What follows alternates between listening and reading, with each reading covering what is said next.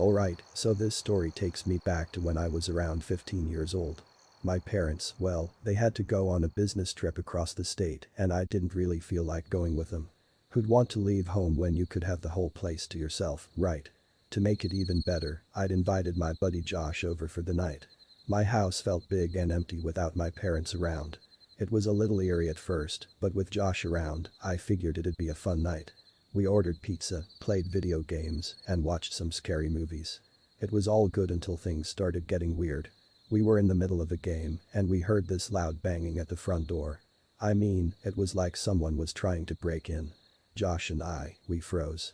No one should be coming over, and it was way too late for anyone to be visiting. My heart was thumping in my chest, and I didn't know what to do. The banging continued, loud and relentless. It wasn't just some casual knock, it was like someone was really desperate to get inside. Josh and I exchanged nervous glances, and he whispered, "Should we call the police?" I nodded, my voice trembling, and I dialed 911. I tried to explain the situation as best I could, but I was so shaken that I could hardly get the words out.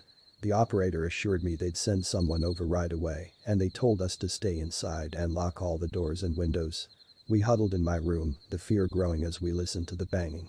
It was getting louder, more aggressive, like the person outside was getting angrier. We peeked through the curtains and saw a shadowy figure in the moonlight. It was a man, and he seemed frantic, almost out of control. The minutes felt like hours as we waited for the police. I kept thinking about what might happen if the guy managed to get in. Would he hurt us? Rob the place? It was terrifying. Finally, we heard the sound of sirens approaching. It was such a relief to know that help was on the way. The banging continued until the police arrived. They yelled at the guy to surrender, but he just kept on banging and yelling something incomprehensible. Then, they had to break down the door to get to him. But when they did, there was no one there. It was as if the guy had vanished into thin air. We searched the whole area, but there was no sign of him.